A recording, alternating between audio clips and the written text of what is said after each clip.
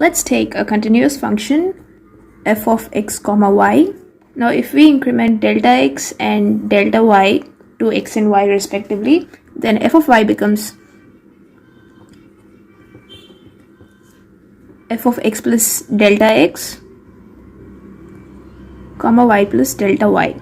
So that would mean the total increment in this function would be delta f equals to f of x plus delta x comma y plus delta y minus f of x comma y. Now if you expand this function and neglect the squares and higher terms because delta x and delta y are small quantities, then we would get delta f equals to dou f by dou x into delta x plus dou f by dou y into delta y. And if this function has more than two variables like x, y, z and t, then we can just simply add those terms.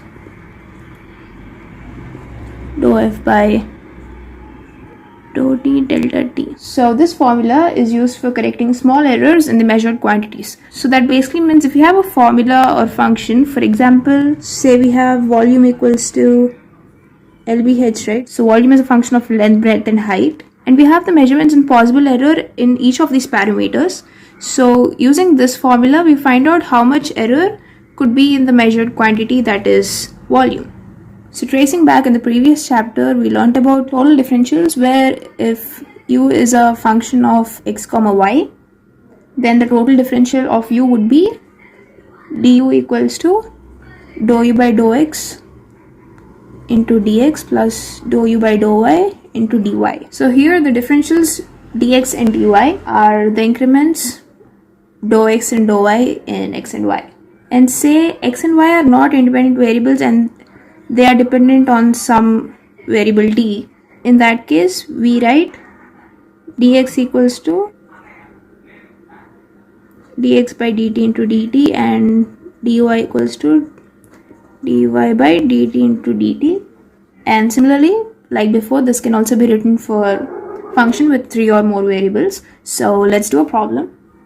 So in the given problem, they gave us a function and they gave the errors of two variables here, that's L and T, and they're asking us to show the error of the calculated value of g should be 0.5. So let's take our function t equals to 2 pi root over L minus L by g. Apply log on both sides. We get log t equals to log 2 pi plus half of log L minus half of log g. Now if we differentiate on both sides with respect to their variables, we get 1 by t dou t, and derivative of a constant is 0, plus half dou L by L minus half delta g by g. Now see, he gave us error in percentages. So he's basically telling 1.5% of L and 0.5% of T. This basically means the error delta L by L into 100 equals to 1 by 5, and here delta T by T into 100 equals to 0.5, right? So for the ease of calculation, multiply 100 on both sides. T into 100 plus half of dou L by L into 100 minus half delta G by G into 100. Now we gotta find out first G, so send this term here and that over there, so we get half dou G by G into 100. This is what we're supposed to find, equals to half dou L by L into 100 plus 1 by T to 100. That would give us, substituting our values, this is 1.5 plus 0.5, so 0.75.